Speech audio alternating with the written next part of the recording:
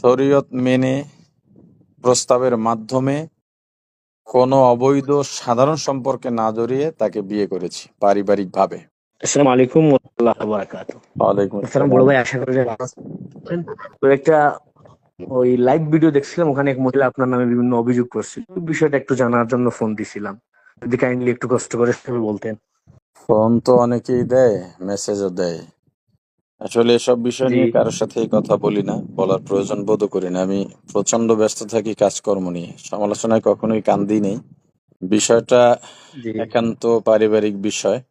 প্রথমে একটা কথা বলি, এটা নিয়ে অনেকেই সমালোচনা করতেছে, একতরফা কথা শুনে মানে যাচ্ছে তাই ভাবে আমার নামে তহমত দিচ্ছে।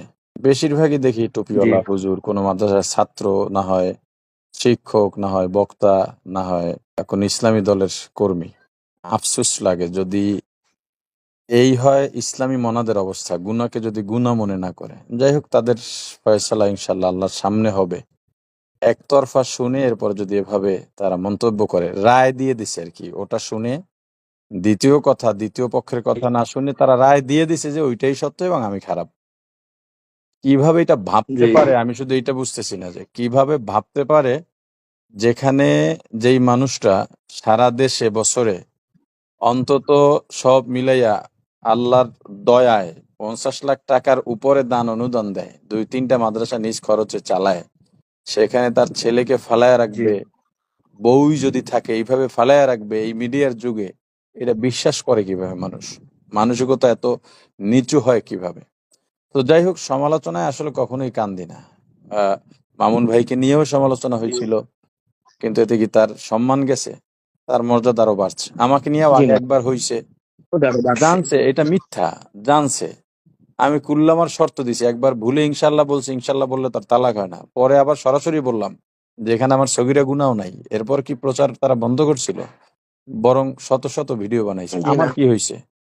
এখন আমি যেটা বুঝি যে আল্লাহর রহমতে আমাদের কোম্পানি বেশ সারা দেশব্যাপী বিশ্বব্যাপী একটা সুনাম অর্জন করেছে, আস্থা অর্জন করেছে। আমার একটা অবস্থান আল্লাহ তৈরি করে দিয়েছেন। এখন শত্রু গ্রুপ যারা আছে বা সমালোচক যারা আছে, এদের একটা মাথা ব্যথার কারণ হয়ে দাঁড়াইছে হয়তো। এই জন্য তাকে ব্যবহার করছে। ব্যবহার কারা করছে তা অনুমান করতে পারি। তো মূল বিষয়টা আমি সংক্ষেপে আপনাকে বলি, যেহেতু বিদেশ থেকে ফোন দিছেন। মূল বিষয়টা হলো, জি শরীয়ত মেনে প্রস্তাবের মাধ্যমে কোনো অবৈধ সাধারণ সম্পর্কে না জড়িয়ে তাকে বিয়ে করেছি পারিবারিকভাবে। হ্যাঁ, এই মহিলা আমার বউ ছিল। তালাক হয়েছে তাও 2021 সালে এপ্রিলে তালাক হয়েছে। কাজী অফিসের মাধ্যমে হয়েছে এবং কোর্টের মাধ্যমে হয়েছে। মূলত তাকে আচ্ছা, বিয়ে তার মানে তার মানে সরাই দিক থেকেও আপনি সরাই নিয়ম মেনেও তালাক দিয়েছেন, আবার আইনি প্রক্রিয়া মেনেও আচ্ছা, তালাক আমি দিয়েছেন। আমি বিয়ে করছি, এটা কি দোষ আছে না গুনাহ আছে? আবার তালাক দিছি, এখানে দোষ আছে না জি গুনাহ জি আছে? তালাক দিছি কেন, এটার উপর একটা প্রশ্ন করতে পারে, তালাকটা কেন হলো? তাকে বিবাহ করার পর বেশ বেশি দিন না, 1 সপ্তাহ 2 সপ্তাহের মধ্যে তার একটা আচরণ আমাদের সবার মাইন্ডে লাগলো। সে বিনা কারণে কি যেন হইছে, কে জানি কি তাকে বলছে, নর্মালি কোন একটা কথা বলছে, সে বাচ্চাদের মতো চিৎকার দিয়ে কান্না শুরু করলো, যেটা বাইরে সবাই শুনে, বাইরে বিল্ডিং এর নিচে লোক জড়ো হয়ে গেল। তাকে বুঝালাম, নতুন আসছে আমার সংসারে, মা বুঝালেন, আরো যারা ছিলেন সবাই বুঝাইছে তাকে। কয়দিন পর তার মাও আসছে আমার বাসায়, তার মাও বুঝায়, কিন্তু তার আচরণের পরিবর্তন নাই। আমাকে একটা টেনশন দিয়ে রাখে, মা ফিলে গেলে টেনশন, আব্বার সাথে দুর্ব্যবহার, মার সাথে দুর্ব্যবহার।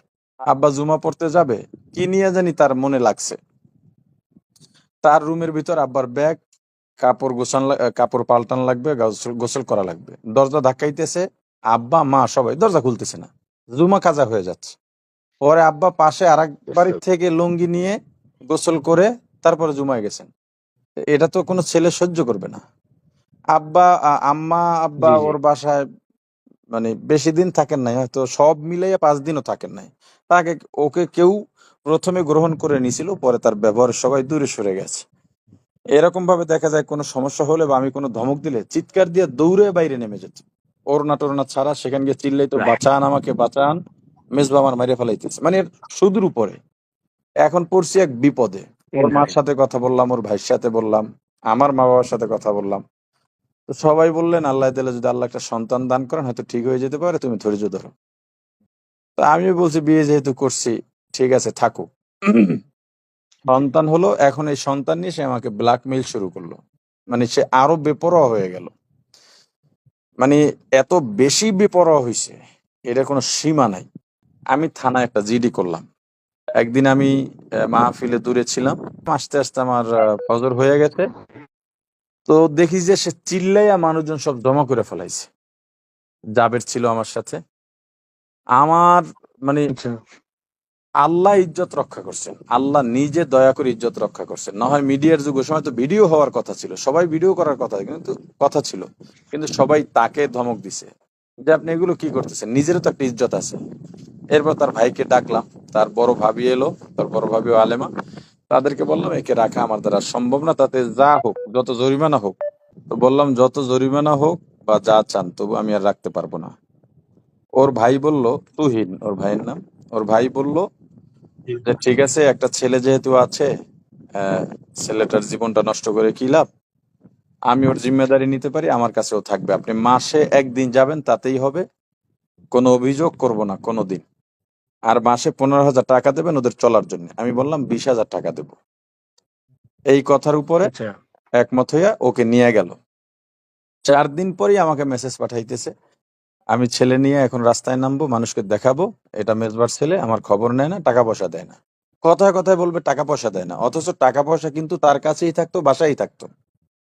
মাহফিল থেকে যে আচ্ছা সমস্ত খরচাপাতি দিত মাহফিল কমিটি, এগুলো তার বাসায় থাকতো। কিন্তু এই কথাটা আমাকে বলতো সবসময়, এবং বাজে ভাষায় গালাগালি করতো। এরপরে হাত পা ধরা শুরু করলো, আমি আর ভুল করব না, আমাকে মাদ্রাসার পাশে নিয়ে যান, আপনি যেভাবে বলবেন আমি শুনবো। নিয়ে এলাম মাদ্রাসার পাশে।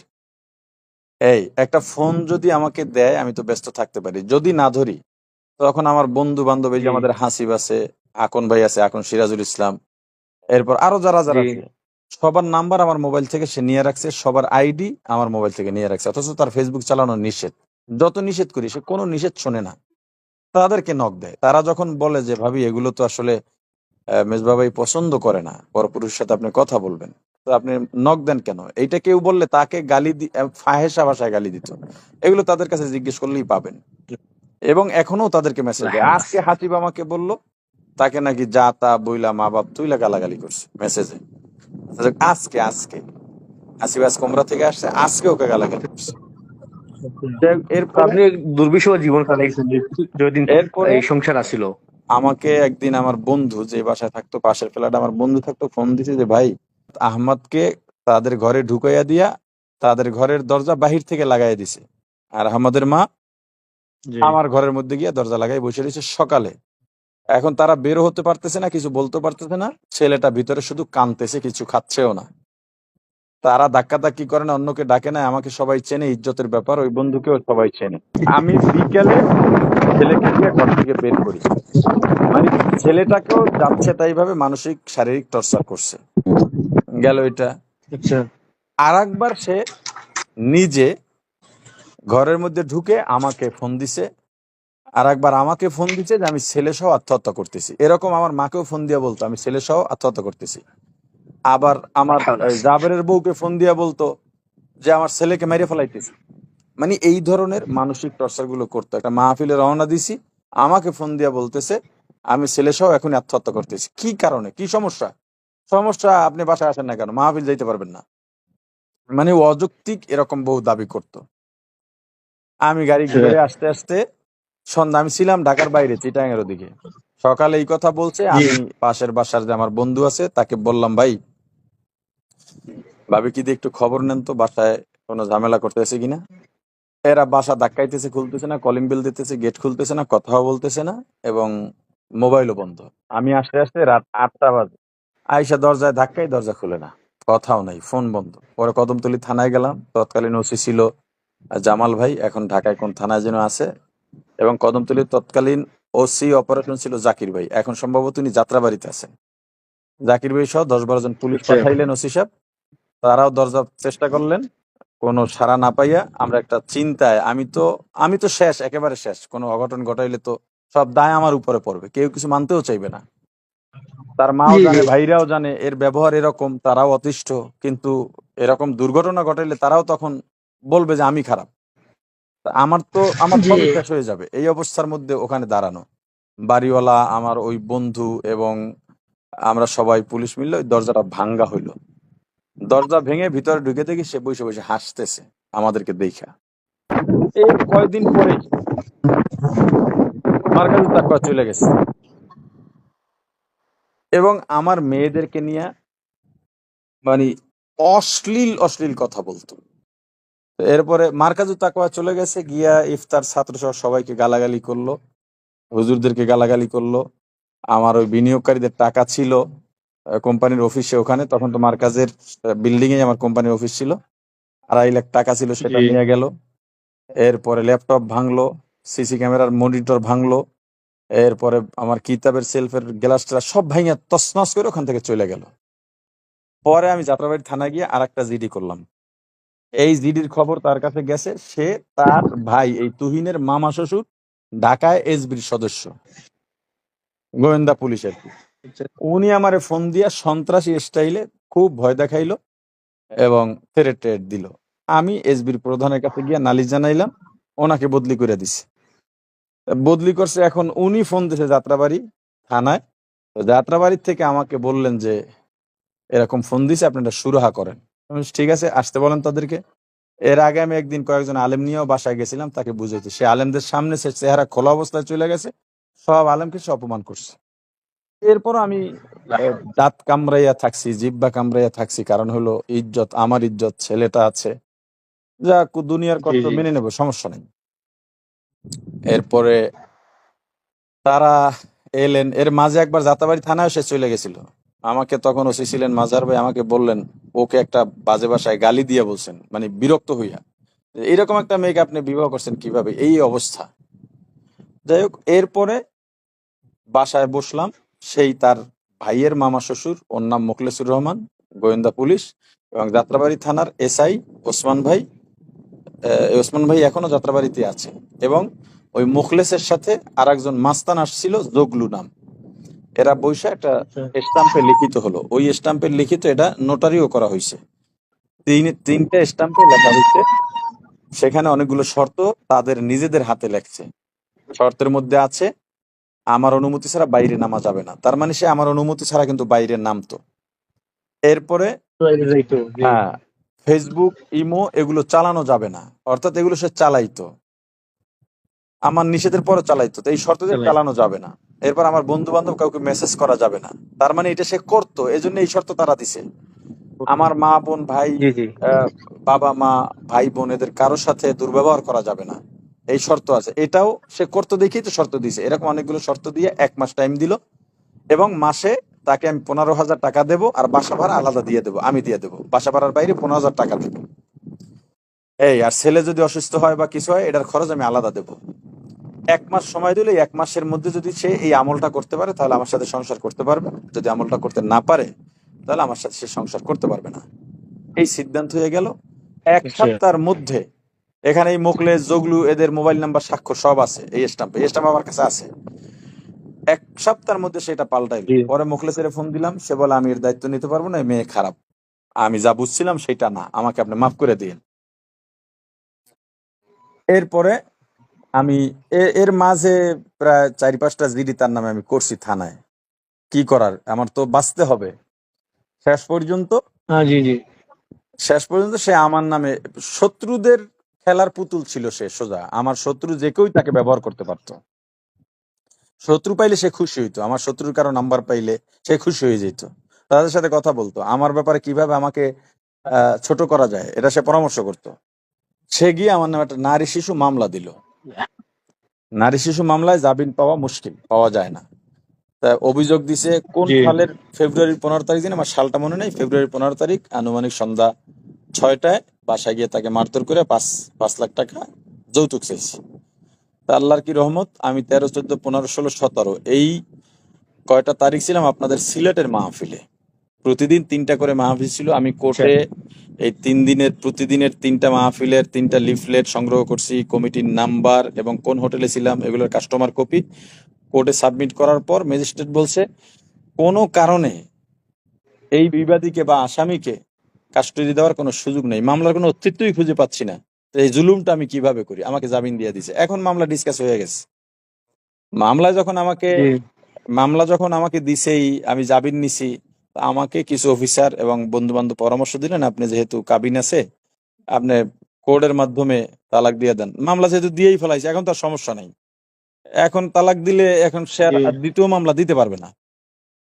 আমি কাজী অফিসের মাধ্যমে এবং কোর্টের মাধ্যমে ২টা তালাকনামা তাকে দিলাম এবং তাকে মৌখিকভাবে জানাইলাম, মেসেজও জানাইলাম। আর যখন আমাকে সে মামলা দিছে, ওই সময় তো আমাকে জামিন নেওয়ার আগে থানা পুলিশ ধরবে, স্বাভাবিক, থানার মামলা। তো আমি তখন জি ঢাকার বাইরে ছিলাম। এই সুযোগে আমার বাসায় ২০ লাখ টাকা ছিল। মাহফিল থেকে বিভিন্ন খরচাদি যা দিত মানুষ, ওখানেই রাখতাম। চাবি আমার কাছে থাকতো। ২০ লাখ টাকা, এরপরে ঘরের মালামাল সহ পুলিশ পাহারায়।